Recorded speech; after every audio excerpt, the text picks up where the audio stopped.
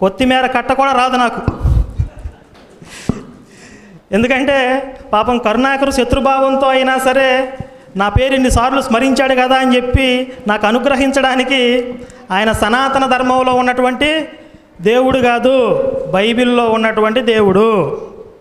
అంటే మనిషి సృష్టించిన మతంలో ఉన్న దేవుడికి సనాతన ధర్మంలో ఉన్న దేవుడికి ఇంత భేదం ఉంటుంది. ఇది మనం గమనించాలి. కొంతమంది అంటూ ఉంటారు అన్ని మతాలు ఒకటేనండి, అంతా ఒకటేనండి అంటూ ఉంటారు. వీళ్ళేదో అద్వైత వేదాంతుల్లాగా. అద్వైతం అంటే ఉన్నది ఒక్కటే బ్రహ్మం, ఇక రెండవ పదార్థం లేనిది, అది అద్వైతం. అన్ని మతాలు సమానమే, అన్ని మతాల్లో ఉన్న దేవుడు ఒకటే అనేది అజ్ఞానం, అద్వైతం కాదు ఇది.